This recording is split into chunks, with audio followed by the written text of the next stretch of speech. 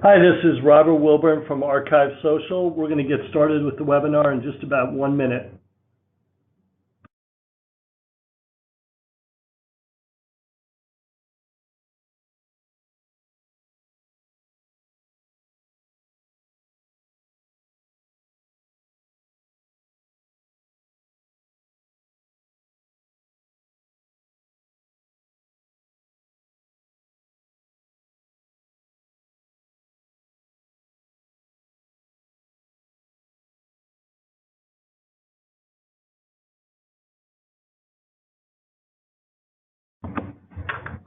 Hi everybody, welcome to our webinar on the School District's Guide to Social Media Records. We're really excited about it. Before we get started, we just want to do some quick housekeeping. So just to let everybody know, all attendees are on mute. Feel free though to use the question function to submit questions, and that's in your window on the right-hand side. And then there will be time for Q&A throughout the presentation. So if you do have a question, feel free to just drop it in the GoToWebinar modal box there, and we may pause and take those questions. And then lastly, this webinar is being recorded and you'll receive a copy via email afterwards. Okay, great. So just to talk a little bit about the agenda for today, our presenter is Robert Wilburn. He's the Director of Marketing at Archive Social, and he's going to talk for about 35 minutes on everything you need to know about social media records. And then I'm Stephanie Hawkins. I'm the Content Marketing Manager here, and I will be moderating a Q&A afterwards. So a little bit about Robert. Robert speaks nationally around the country on the subject of social media and school district social media records, and he regularly engages with school district professionals and associations. And just to tell you a little bit about Archive Social, we work with over 1,500 public agencies and school districts of all sizes around the country.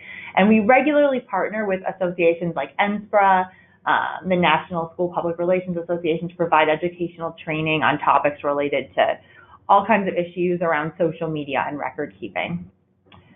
So with that said, I'm going to hand it over to Robert. Okay, great. Thanks, Stephanie. Excited to have everyone here today. So Stephanie mentioned we frequently go around the country speaking on this issue of social media records and how it relates to school districts. And a lot of times that takes the form of presenting at state school board associations, et cetera. And as Stephanie mentioned, we work closely with NSPRA, and some of you might have been on one of the webinars we've done with them or seen the ebook that we prepared with them. So all of that to say, super excited to talk about this. There's a couple of things we're going to cover. So first of all, exploring social media as public record.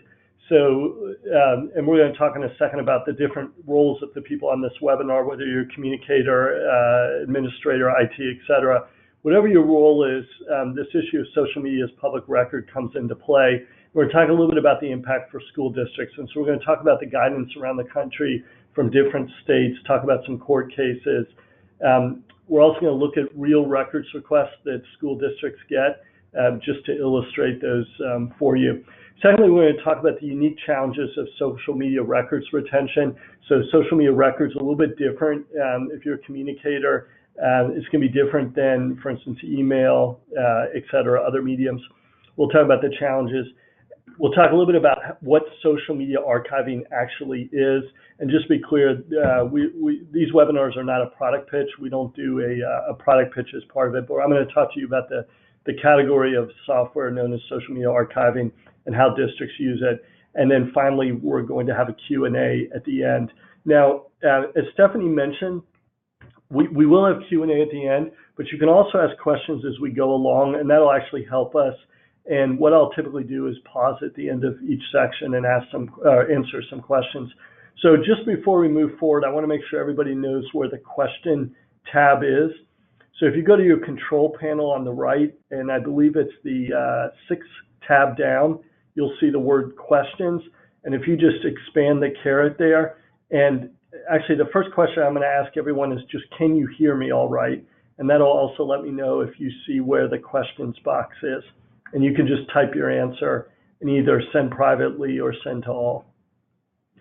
And if everyone can just quickly put someone in, again, that just helps me know that you know where the question box is. Okay, So we've got some answers. I trust everyone. Okay, great. Now we're getting some more. So again, if you have a question or comment, you can either send privately or send to all. Okay, so let's go ahead and get started with a poll. And I'd like to just get a sense of who's on the webinar. So I'm going to launch a poll here, and you should be able to see this, and just select one of the following. Either you're in communications, administration, IT, or other. And when we've got a good number of people that have answered, I'll go ahead and publish the poll.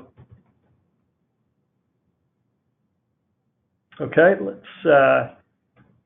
go ahead and close the poll. And I'll share the results. So it looks like just under half are in a communications function, just under a third are in administration, and the rest are, a sizable chunk in IT, and then other. And this is pretty typical for these types of webinars, so that's great. And again, what's great is we get some perspective from different roles. So as we go along, please feel free if you're asking a question or making a comment and want to identify, hey, from IT, blank, that'll just help us with some context. Okay, so back to our deck here. All right, so what I want to do is start with this idea of social media as public record and talk about some guidance around the country. Now, obviously, I can't go through all 50 states, and you wouldn't want me to do that. So what I want to do is just touch on a couple of states. In terms of setting the context, I want to just talk briefly about the world that we all live in and that you live in as school district personnel. So if you're like most school districts, you're using social media more than ever before. I think we really started to see that inflection point 2-3 years ago. I'm a parent of a child in elementary school, and I see as a consumer of the social media how it's used. But you guys are in it day by day, and know that it's just expanding. Secondly, it's mission critical part of your communication strategy. So whereas a couple of years ago, and maybe for some of you, you might be in school districts where social media is newer, it might be just trending to be mission critical, but we find in most school districts, it's now mission critical. And then the challenge with that is, as we put on the last bullet here, it comes with the good, the bad, and the ugly.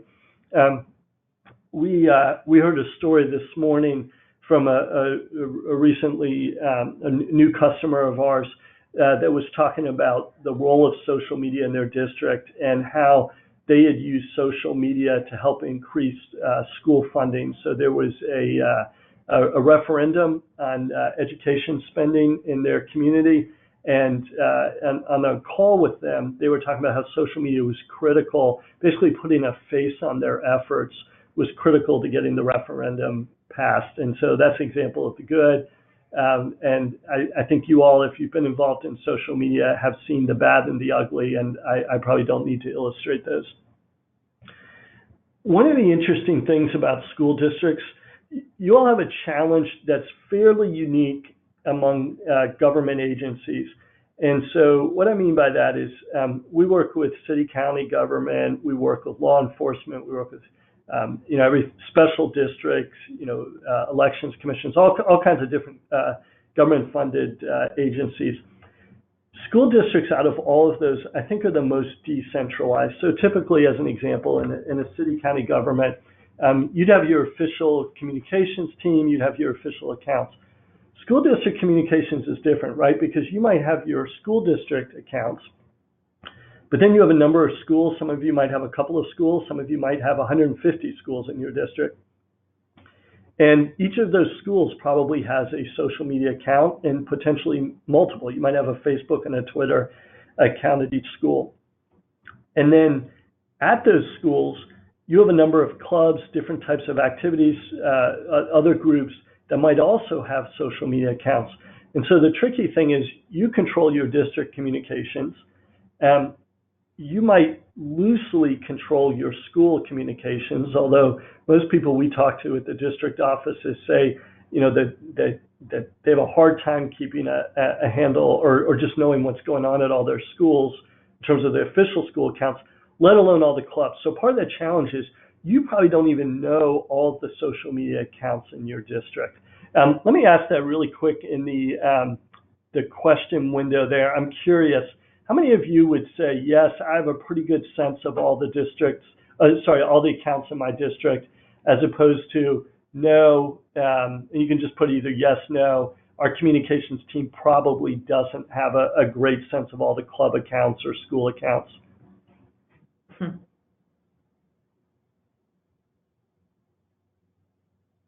Okay, great. So we're seeing some people yes, some people decent idea, a number of people no. It's definitely a tricky issue. Okay, so again, thinking about this public records issue, school districts, I want to flag you of this unique decentralization challenge. You might have parents running social media accounts, right? Not even staff, but it might be a PTA account that's run by a parent. Okay, so what does this mean for your public records responsibilities? So what I want to do is just hit on a couple of states and hopefully use this to illustrate states around the country. So let me start with California here. Every state in the country has a public records law, I'm guessing most of you are familiar with this, that is similar to what I have here on the screen. And it's typically written in the 70s and has language like this. Public records includes any writing, contain information related to the public's business prepared, owned, used, or retained by any state or local agency. And then this is the key phrase, regardless of physical form or characteristics. And what's great about this is it actually kind of future-proofed these regulations and laws in the 70s. So when things like email come out, even though it's a different medium, over time, people recognized, hey, email is public record, just like paper flyers or paper or flyers are public record. And similarly with social media. So what's happened is states are increasingly clarifying in a variety of different ways that social media is also public record.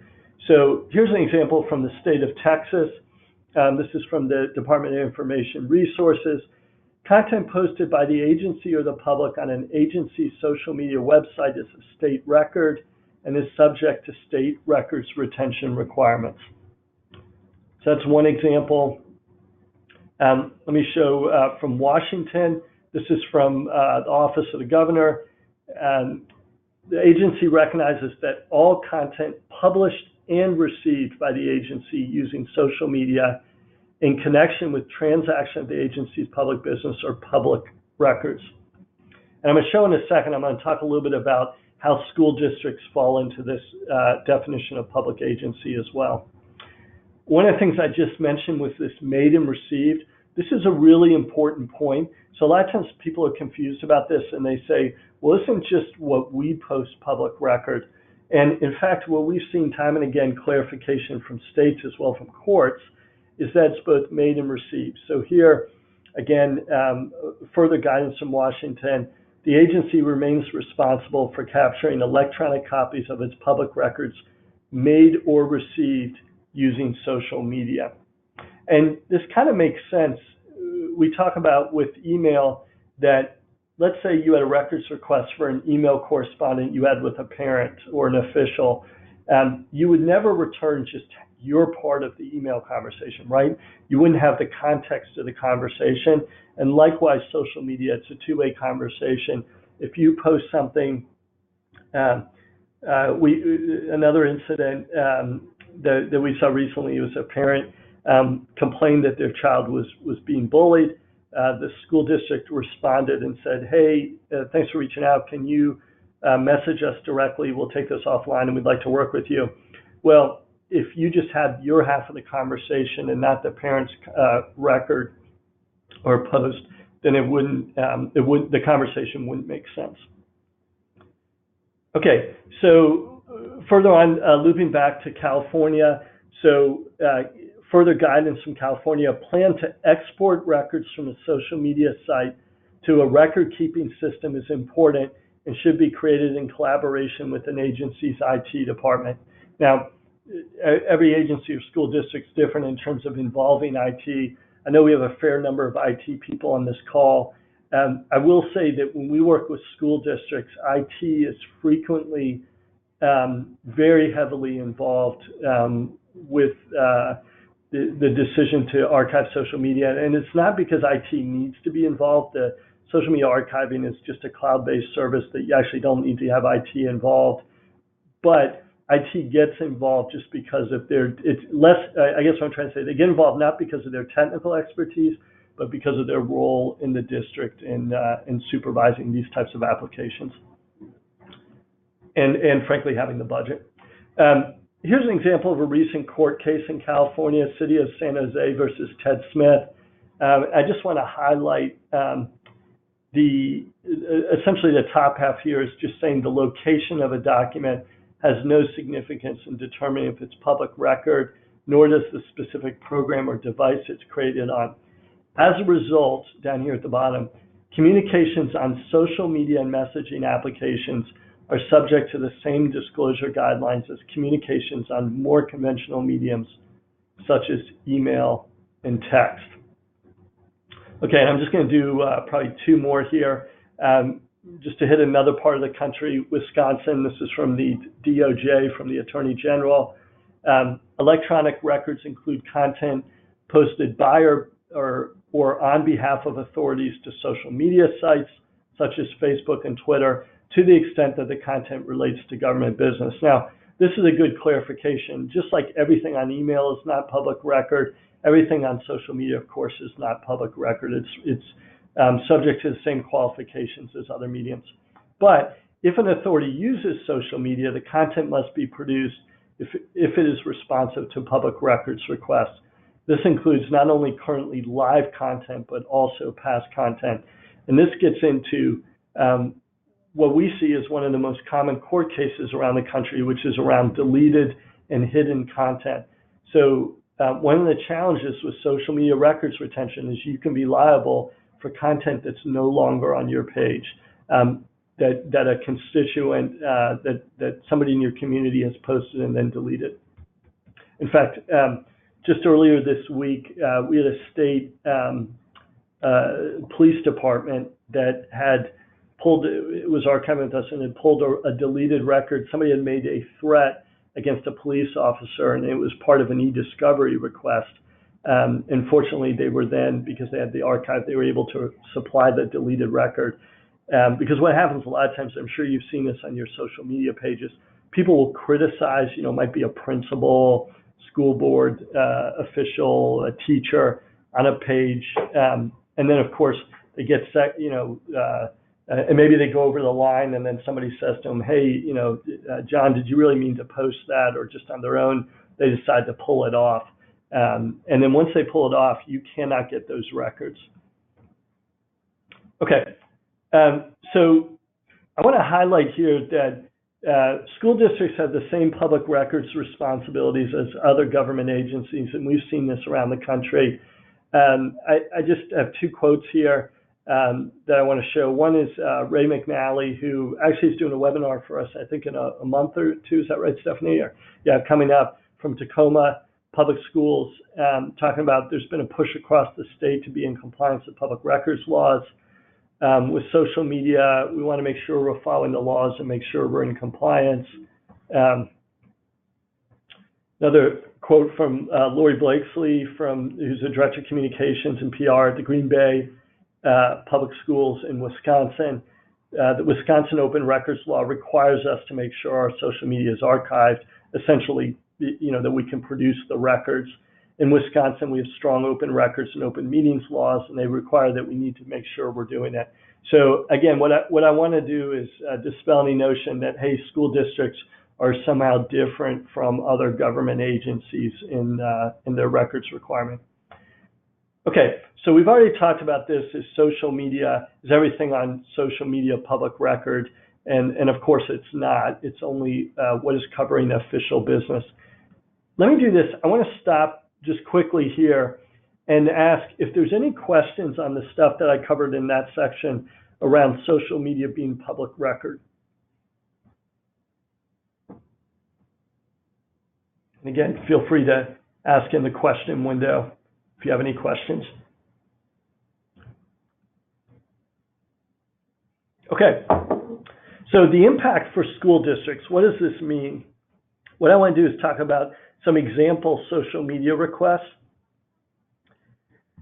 Typically, these requests are sent around, I've got about 10 listed here. This is what we see around the country. So you might get records requests around school closures and general announcements.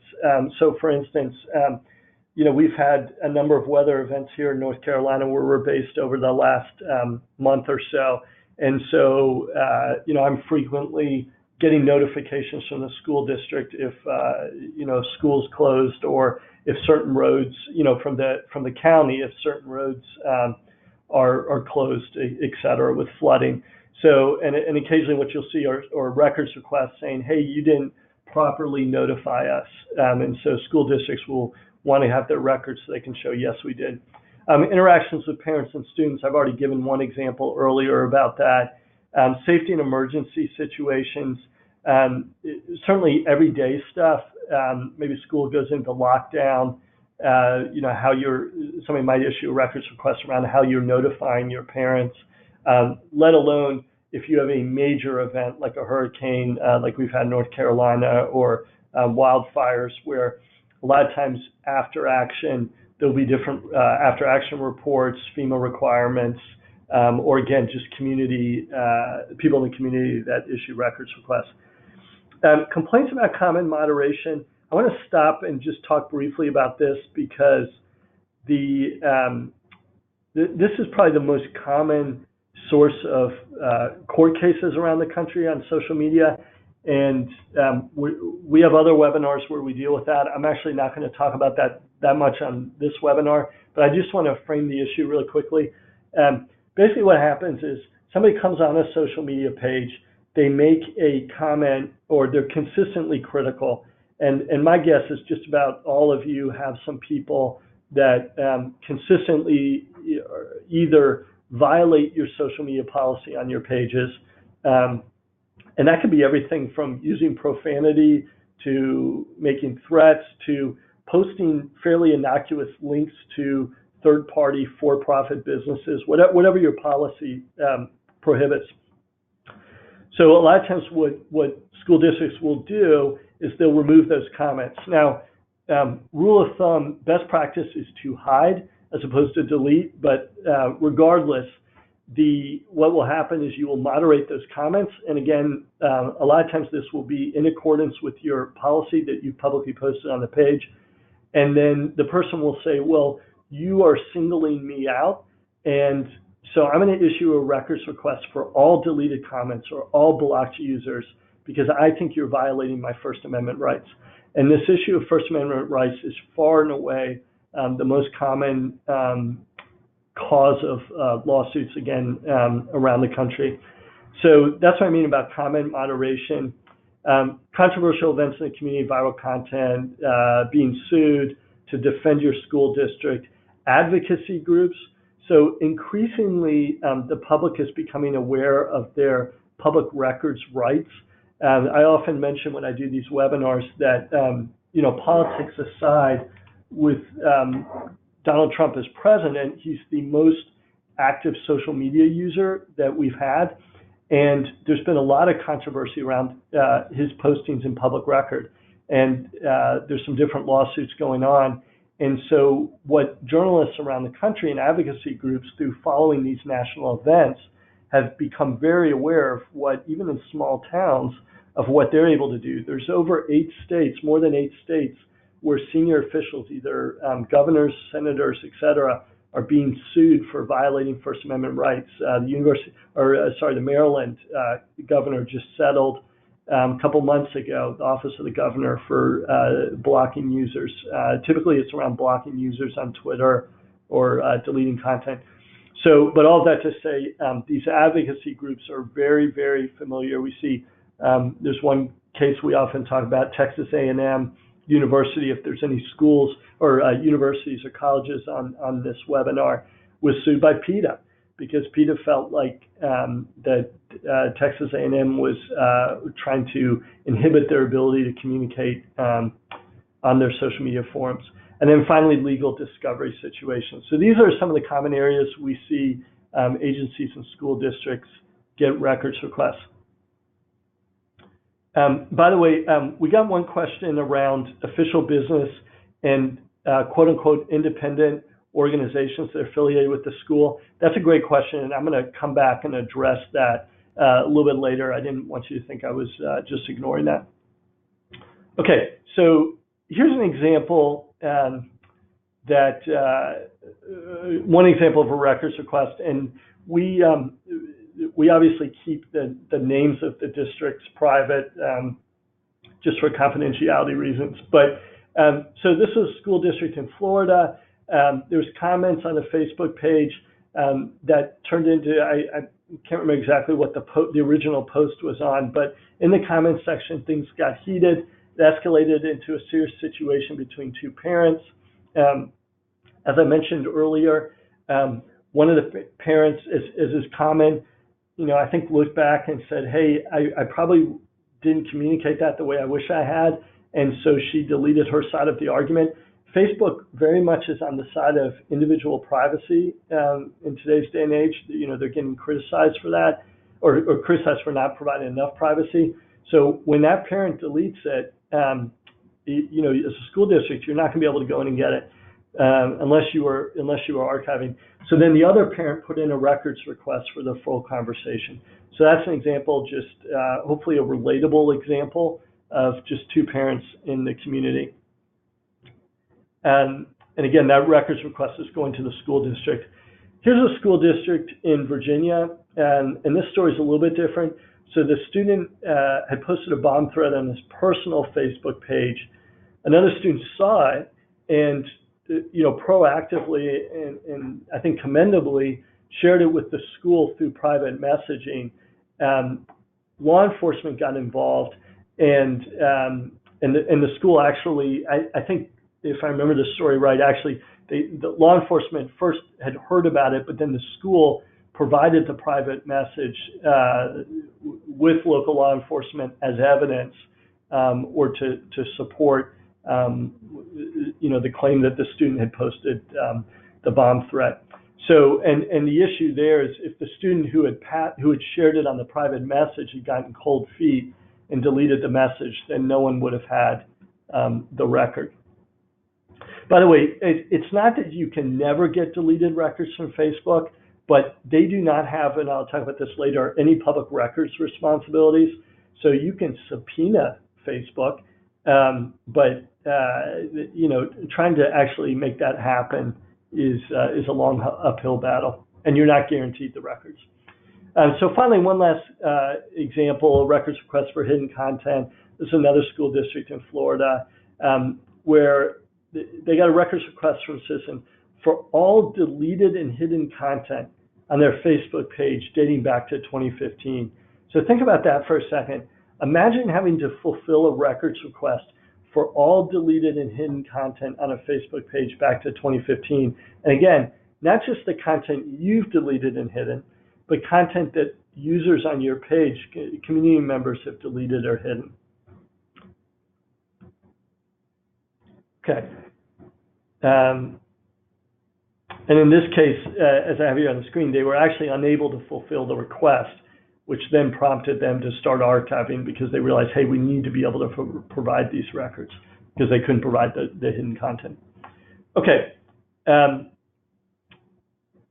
One thing I want to mention is for those of you all that are that do receive the records requests, and some of you might not be part of your organization that directly receives them.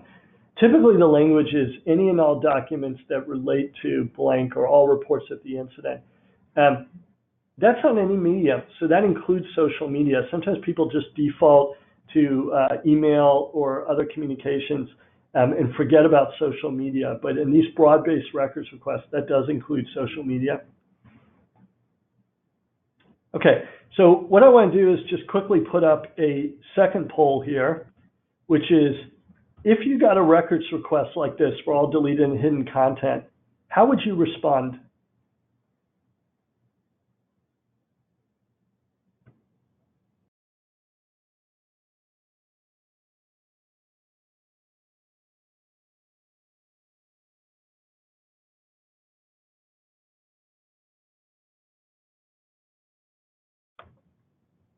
Okay, we'll give it another 10 seconds or so here.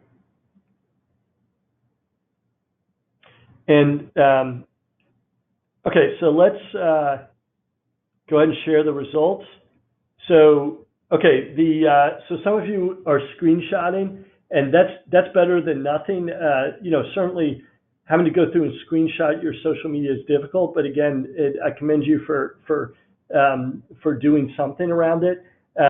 Going back to the social networks and searching for relevant items, the vast majority. I'm going to talk a little bit about the challenge and the problem with that. And then 3% of you said you would quit my job. That's actually low. Usually when we do these webinars, it's like 20 to 30% that say that maybe I didn't make the record. I didn't use a hard enough example. Some of these records requests are crazy. So, okay, I want to quickly address 2 questions that we had. One, what if something is stated on an employee's personal Facebook page that names a parent or teacher? Is the school district responsible? So we do a lot of work on the issue of public officials. So I want to separate out kind of public officials and staff. Staff is a little trickier. The general rule of thumb around what we've seen in court cases around the country, and we're not lawyers, so I'm not giving a legal opinion, I'm giving based on what we've seen in court cases. If an authority from an agency, including a school district, is using a personal page to conduct public business and is clearly identifying themselves in their public capacity, then it's being treated like an official agency page. And so I'll just give a quick example. The borough of Chambersburg, Pennsylvania this summer had a resolution on a case that went to their Office of Open Records. And basically the issue was and this is just the first one that comes to mind, so it's a city county government, but the mayor had a private Facebook page. The city had nothing to do with it. Somebody had filed a records request to the city. The city said, oh, that's the mayor's private page. We don't have to, he set that up. We don't have to respond. The constituent then appealed it, and it went to the Pennsylvania, I believe it's called the Office of Open Records. And basically what they said was, no, borough of Chambersburg, you actually are responsible for a couple of reasons. Number one, the mayor on his private Facebook page clearly identifies himself as the mayor. And in fact, his picture, if you looked at the picture, it's in the chambers for the city. It looks like an official page. And he was conducting public business on the page. And so in that case, they fined the city and the borough and held them responsible that they had to actually go find deleted records from that mayor's private Facebook page, which, as you can imagine, I don't believe they've been able to provide yet.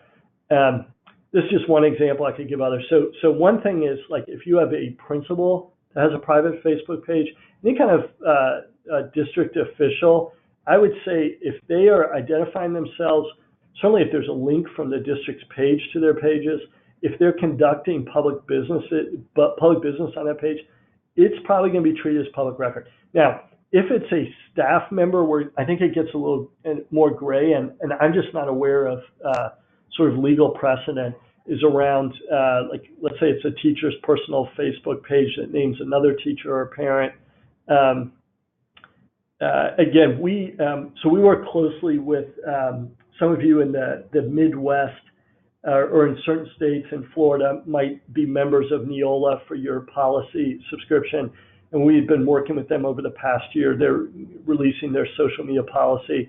And one of the things that they've really wrestled through is this recommendation that teachers basically don't have any Facebook page should be a private page that they conduct zero school business on, that they're not talking to students, they're not talking to parents, that there's so many other platforms that as schools, parents we interact with that we never need to be interacting with a teacher on their private Facebook page.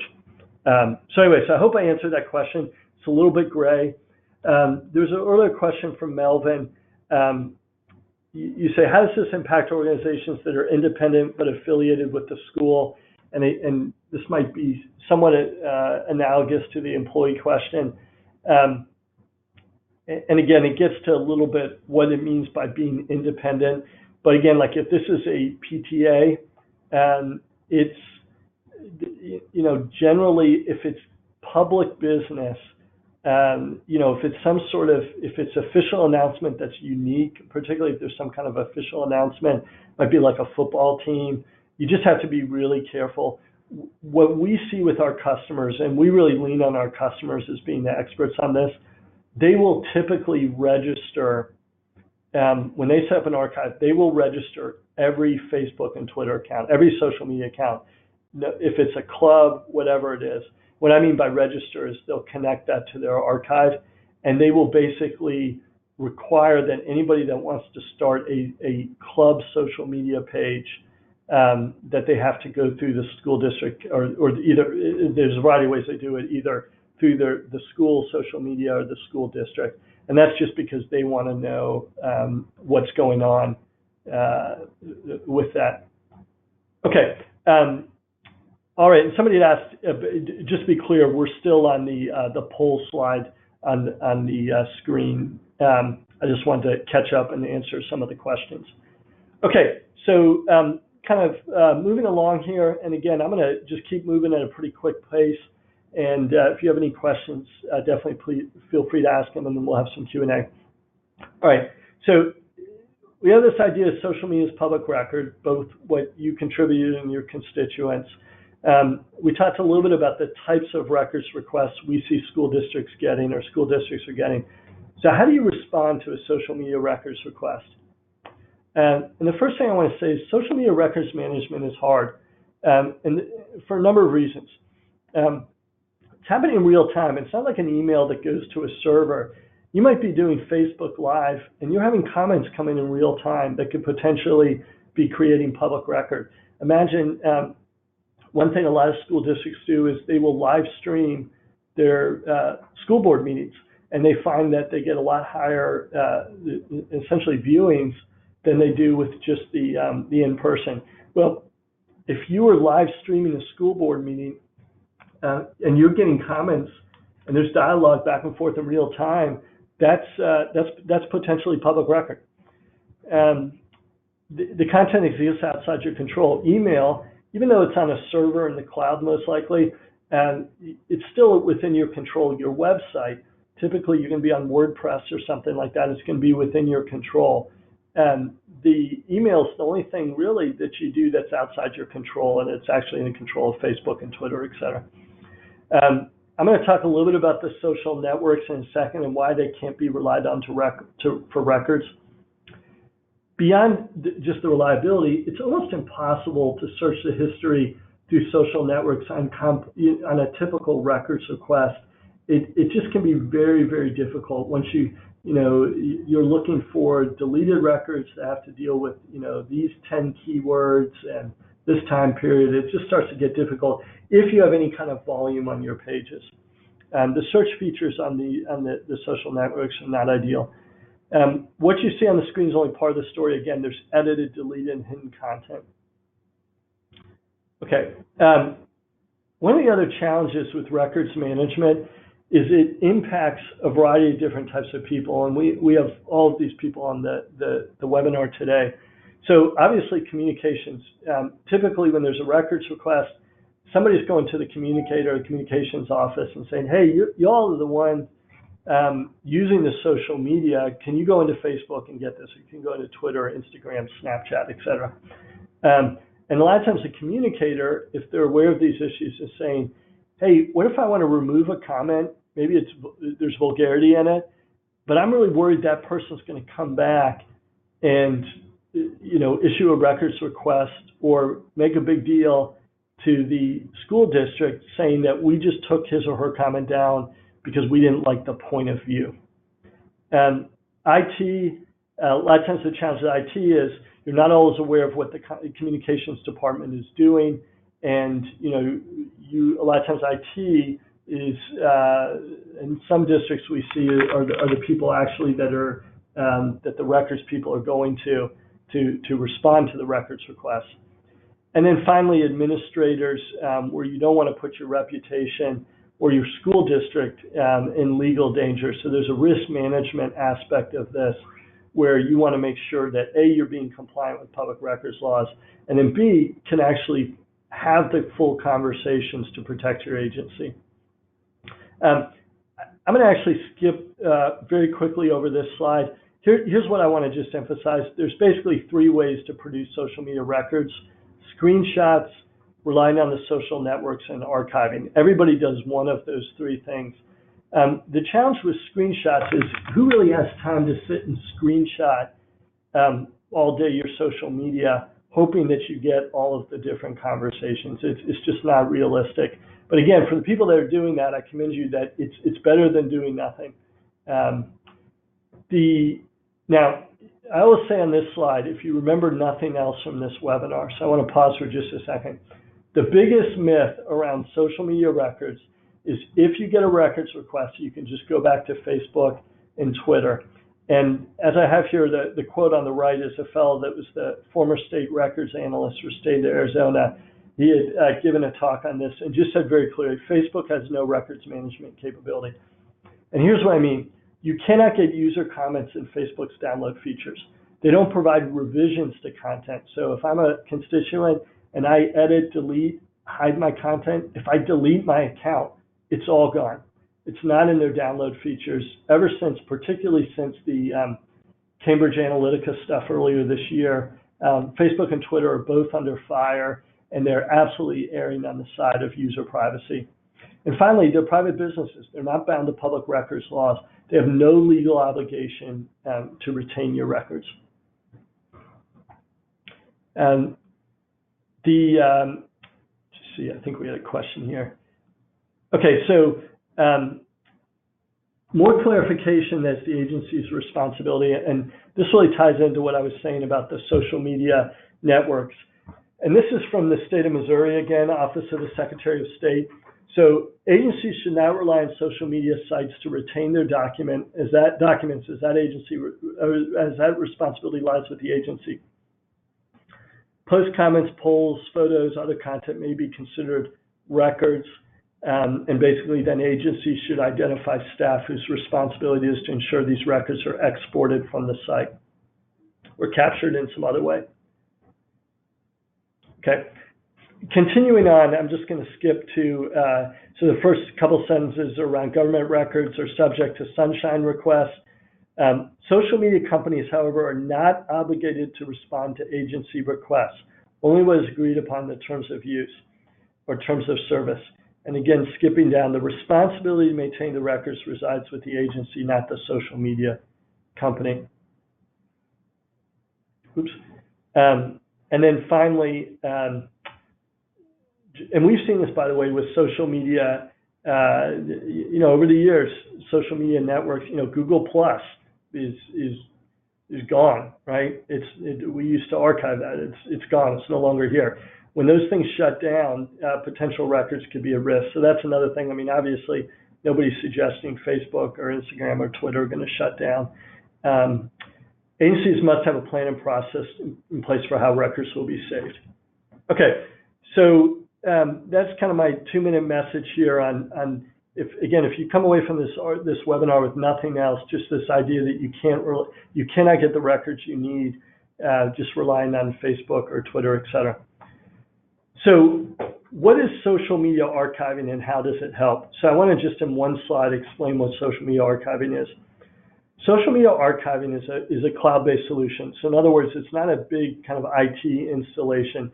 Basically, and this is not just us, this is kind of any social media archiving service. You connect your accounts to Facebook and Twitter. The cloud-based system downloads that content from your pages into your own personal archive. So let's say I'm a constituent, I post on your page, I delete it the next day. That's in your archive. We also have something called version history.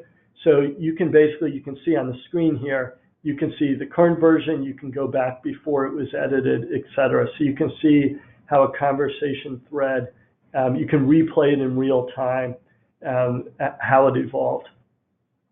So, again, capturing revisions to content and dynamic media enables you to find and replay relevant social media conversations. So you don't just want a text search of a record from 8 months ago. You want to be able to see the context of the conversation in which it happened. And ultimately, the goal of social media archiving, it's really two things. One, just be able to help you do internal review of your social media. That's not the main use case, but is a use case, centralized oversight, et cetera. But the main thing is, number two, makes it easy to respond to records requests.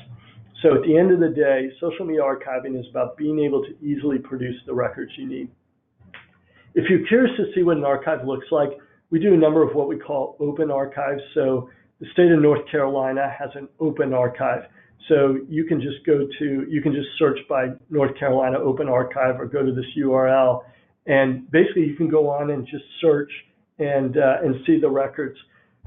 Another good example is when when the Obama White House finished their presidency, we were the ones that set up their open archive. So you can just search by Obama Open Archive, and again, you can go in and search by any of the records of any of the things that they did on social media during his time in office. And I should mention, we also work with the current executive office of the president. Okay, so really quickly, benefits of archiving. Again, helps you respond to public records requests and be in compliance. This is like a 20-minute setup. Unless now certainly if you've got like 100, 150 school districts, it's a bigger lift. And we did a great webinar with Highline School District out in Seattle, with Innsbruck, where they talked about how they registered accounts in stages, got people into an archive. So if you're a larger district, it's going to take a little bit more than 20 minutes. But for most people, 20 minutes. It's cloud-based, so you don't need IT resources. Gives you centralized oversight. So somebody comes to you and says, "Hey, somebody on the PTA, again, I've got a daughter in elementary school, and some of these PTA meetings can get heated, and somebody on the PTA posted, something inappropriate or something like that." Just being able to quickly go in and just see exactly who posted it, what was posted, et cetera. And then these are typically priced to fit into discretionary budgets. These are not large price tags on this. Okay, so again, and we're winding down and getting ready for some Q&A. So please start thinking about questions.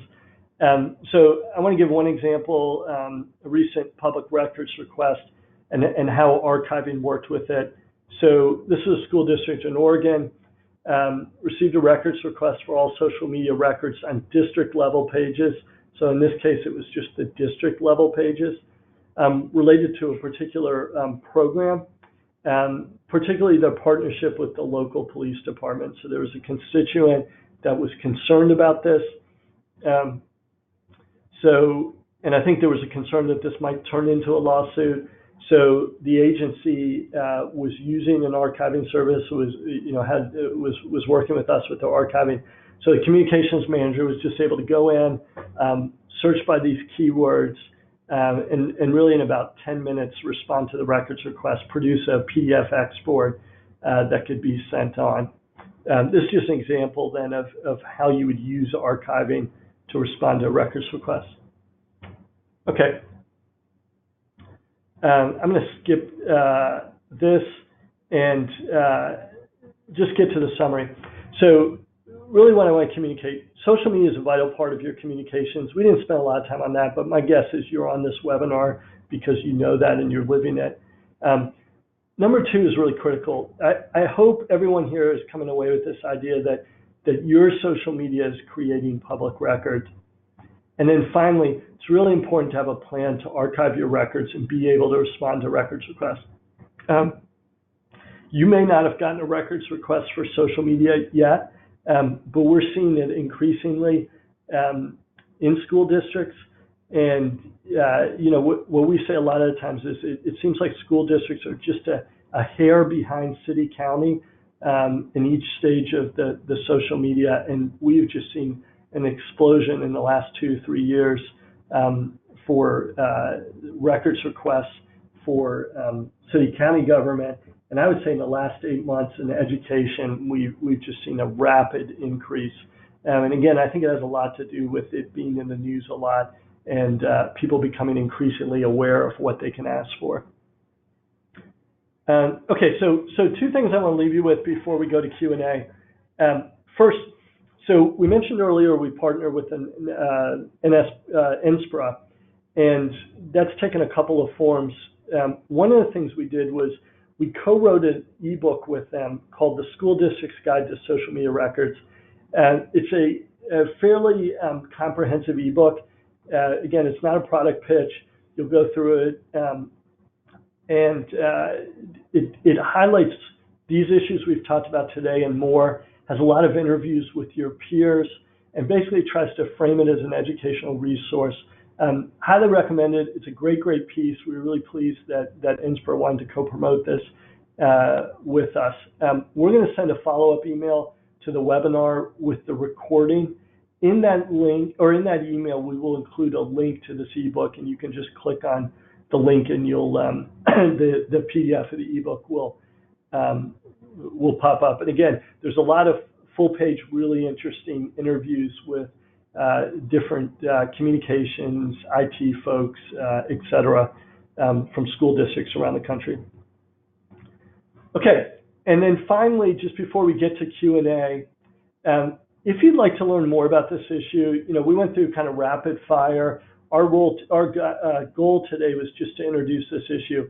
But if you'd like to learn more about specific public records guidance in your state, like what are the rules in my state? If you want to learn about pricing, okay, great. So how much does this actually cost? See who else near you is archiving. This sometimes is really helpful. We work with more than 1,500 groups around the country. So chances are, unless you're, in one of the western states where you're geographically dispersed, there's probably somebody within 5-10 miles of you that's archiving that we could put you on the phone with just to flesh out the issue. I know I do that a lot as a marketing director when I'm exploring different things. One of my first questions is, who can you put me in touch with nearby that I can talk to about this? If you want to see your archive, so we do something called Sample Your Archive. It's free. You can actually just do it on our website. You can also do it through call. Basically, you hook up your Twitter account.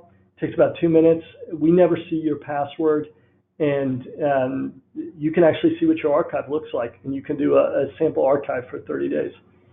So if you're interested in learning any of these things, learning just more about this issue, just type schedule in the chat window. You can just send that privately to the moderators, and we'll contact you to schedule a call. We'll send you an email or give you a call afterwards just to follow up. So again, just type chat or schedule, and you can just put that privately in the window. Now, great. Okay, so let me go back. Actually, I'm going to hand it back to Stephanie to moderate our Q&A here. We got a bunch of questions. Sorry, Stephanie. Okay, great. Yeah, so I'd encourage everybody who hasn't put a question into the chat window yet to just go ahead and put a question in, but we can go ahead and start with some of the questions. So one question I have here is, if posts are public and not being deleted on social media, is there still a need for additional archiving?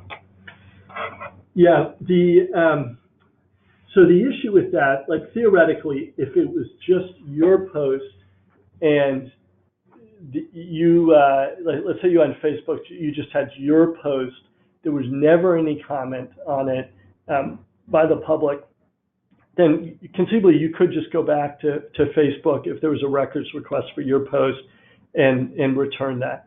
And again, social media is two-way, it's interactive, and so as soon as you start getting one of a couple of things, either you're having members of the community interact on your page, then you're not going to be able to get all those records or to get those records.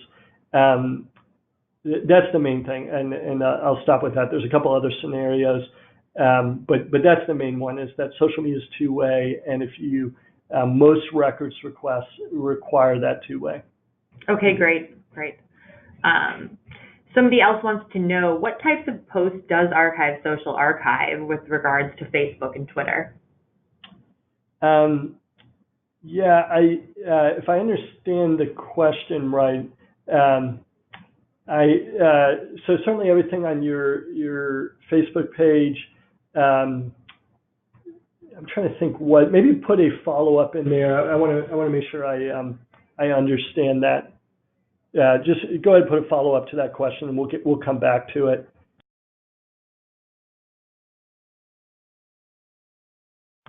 Okay. While we're waiting for that, Stephanie? Okay, so we have a question. We have a few questions about specific apps. I don't know if we're familiar with these. Class Dojo. So there's a question, are apps such as Class Dojo subject to records requests? Do we need to be archiving these? It's a really interesting question. So here's the way I've heard it explained, and again, I always qualify, we're not lawyers.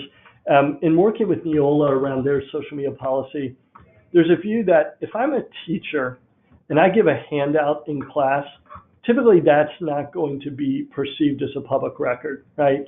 And in the same way, Class Dojo, I know, again, as a parent, we use Seesaw. There's a variety of these different applications. Typically, the content, and again, it depends on how it's being used, but typically the content, class content, is not public record, or is not, we haven't seen it interpreted as public record. So, and I can say with certainty that, well, near certainty, 99% confidence that there has not been any kind of court case or legal case around those types of apps. It's all been around kind of Facebook, Twitter, Instagram, etc. Somebody else, or I think this is the same person, Kristen, that had asked, I want to make sure I understand, any Facebook page that ties itself to the district is subject to records requests. For example, Miss Simpson's fourth grade class page. Again, where we typically see this, there's kind of the conceptual, and then there's the reality and what we see in practice. Typically, where we see the issues is around a perceived authority, kind of district level, like school, like a principal or so on. Could be potentially a school board. I'm not actually aware of any court cases with school boards. We are seeing records requests for city council, so I think at some point we'll see it with school boards. We haven't seen as much with school boards. So again, the practical, everyone that is in this space, I think, is really trying to separate out teacher engagement from, kind of district level communications or principal level communications. So I hope that helps. I know it's kind of gray. What I don't want people doing is leaving here thinking that, we're saying that every teacher's Facebook page is subject to records requests, because we're absolutely not suggesting that. Again, I do think school districts around the country are really wrestling with this whole policy issue of, should teachers have quote unquote public Facebook page when there's so many other apps, like as you mentioned, Class Dojo, there's so many other apps that Blackboard, et cetera, that people are using to communicate with parents and students. And obviously, every school's fear are things around inappropriate communications between teachers and students, right? And so there's a policy issue I think a lot of districts are looking at, which is how do we try to create a situation where our teachers don't have a private page? Because again, like if your teachers are communicating with students and parents through an application that your district is managing, then you can get access to the communications. Forget about public records, just communications, whether there be inappropriate communications between a teacher and a parent or student. If they're using a private Facebook page, you just can't get that. Okay, sorry, I'm a little long-winded on that one. So our school participates in an online gaming club for students. Can you archive that, and is it necessary? Again, what I would yield to is what we see our customers doing, and there are certainly I don't want to say every customer chooses to archive every club's page. I think there's a general feeling that if it is a school club, certainly run by a teacher, that a best case scenario, a best practice for risk management would be to archive it. And again, part of that is, even aside from records requests, what that does is that now allows the district to have insight into what's going on that page. And if you get a parent complain that there's inappropriate conversations going on the online gaming club's, Facebook page or Twitter account or et cetera, then you can just go into your archive and search for it. So a little gray on what's necessary, but because we see a spectrum, some districts go to one end of the spectrum in terms of saying, hey, I want to be absolutely confident we've got everything archived. Some will say, it's a small club run by a couple students, there's no teacher faculty involvement, of course, then we're not going to archive it. Okay, what else, Stephanie? What did... So yeah, I just want to follow back up on the earlier question asked with regards to types of posts we publish. So Archive Social does archive direct and private messages via Facebook and Twitter, as well as public posts, and then anything that shows up on pages, such as Facebook Live, comments, hidden content, photos, reviews, etc. Okay, great.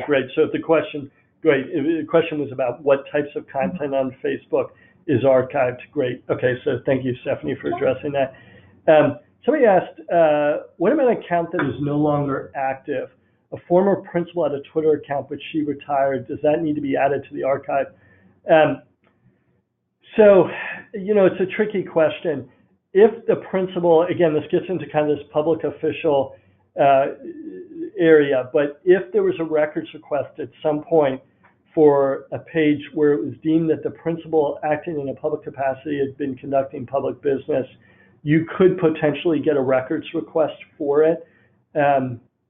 So, again, I imagine a little bit, because obviously if the principal's retired, that might be difficult to go back and get it. So probably the best practice is, again, you move forward, you go with your current staff, and again, you just, we would strongly encourage people just to have this policy of either, have a public profile and a private profile. The public, don't conduct public business on your private account is really the way I meant to say it.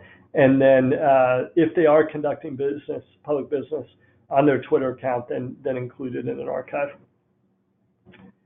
Okay, I think that's about it. So first of all, I want to thank everyone for all the questions. If I happen to miss a question, feel free to respond back on the follow-up email. We'll get that out in the next day or so. And again, we'll include the link to this if you want to show it to anyone. And we'll also include a link to the ebook. The ebook is a really well done educational piece. I encourage you, if you have a second, just to at least take a quick 15-second look at that. I think you'll enjoy it and find it helpful. So thanks a lot again, and we'll hopefully talk to you soon. Cheers.